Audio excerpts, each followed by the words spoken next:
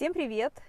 В сегодняшнем ролике речь пойдет у нас о коленном суставе, реабилитация колена после операции, любой операции, протезирование, пластика, перелом, что хотите.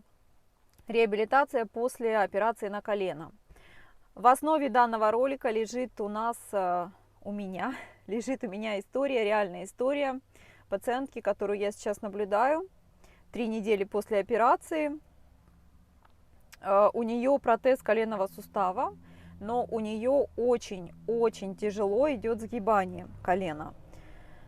Когда я ее только увидела, колено сгибалось, совершенно практически не сгибалось, там 20 градусов, то есть, представляете, это практически ничего. Это она была просто в состоянии немного оторвать колено от кровати, да. Сейчас у нее сгибание 65 градусов активного сгибания, и очень тоже все это дается тяжело. То есть каждый раз я прихожу, каждый раз мы делаем манипуляции, каждый раз она делает упражнения, но очень больно. И вчера я с ней разговаривала, и, в общем-то, она у меня начала расспрашивать, да, сколько я с ней буду заниматься, сколько вообще мы хотим сгибания коленного сустава и так далее, и так далее, и так далее.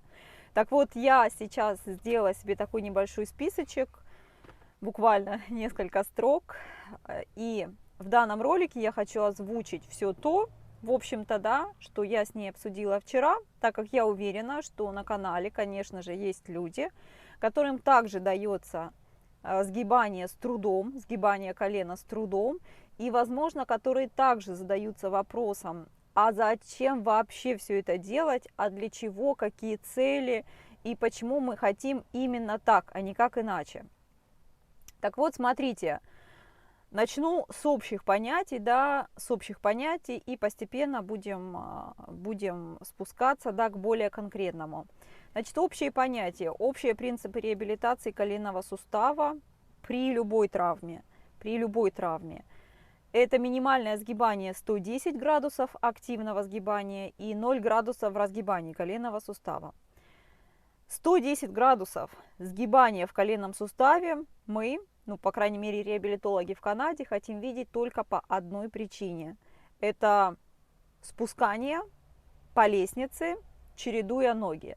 То есть, если у пациента нет свободного 110 градусов сгибания колена, пациент не будет в состоянии спускаться по лестнице, чередуя ноги. Скорее всего, придется спускаться одна ступенька за раз. 0 градусов в разгибании колена нам нужно, чтобы ходить не хромая. Если у пациента остается небольшая проблема в разгибании колена, скорее всего, он будет хромать, все последующее время. То есть 110 и 0 градусов. Максимальное сгибание колена. Многие спрашивают максимальное сгибание колена после протезирования. Опять же, я не могу сказать за все страны. Да, в Канаде те протезы, которые ставят у нас, в Канаде это максимальное сгибание колена, то есть 130-140 сгибания без проблем.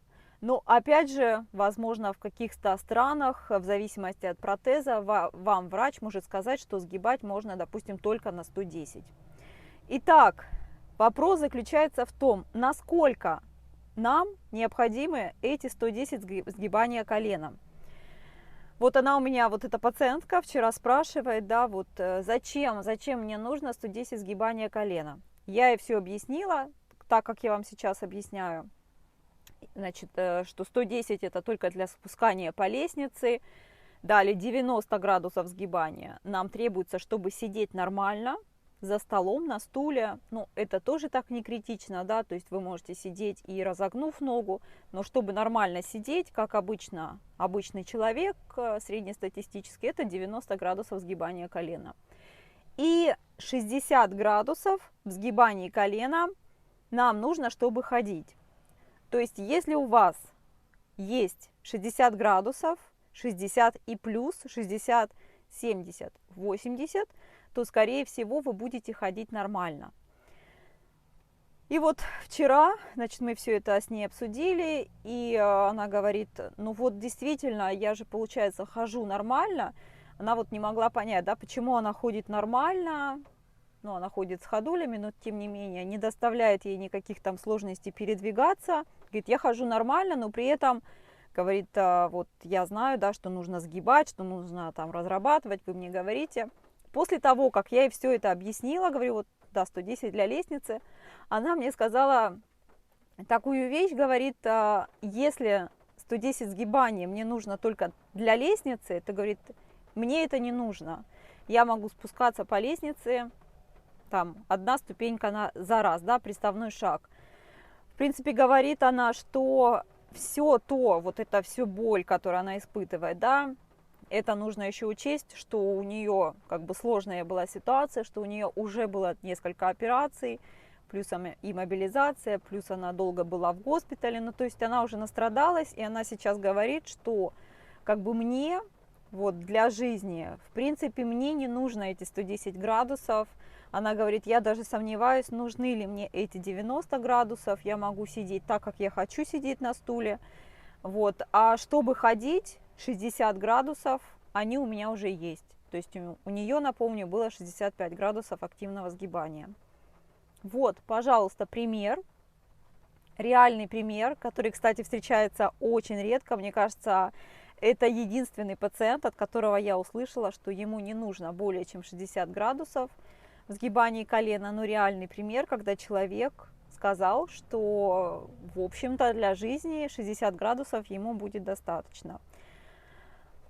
Поэтому, отвечая на некоторые ваши вопросы, да, на комментарии, которые вы мне пишете, а насколько нужно согнуть колено после операции на колено, ответ будет звучать: минимум 60 градусов вам требуется, чтобы ходить, 90 градусов вам требуется, чтобы сидеть нормально, как обычный человек, 110 градусов вам требуется, чтобы спускаться по лестнице, чередуя ноги. Подниматься по лестнице, скорее всего, вы сможете, чередуя ноги, даже не имея 110 градусов, именно для спускания по лестнице. В общем-то, наверное, вот из этих 3 пунктов посмотрите, что вам требуется. Если вам требуется только ходить, то, может быть, и не имеют смысла все те страдания, которые вам доставляют, не знаю, манипуляции в колене, упражнения и всему тому подобное. Если у вас остались вопросы, пожалуйста, пишите под данным роликом.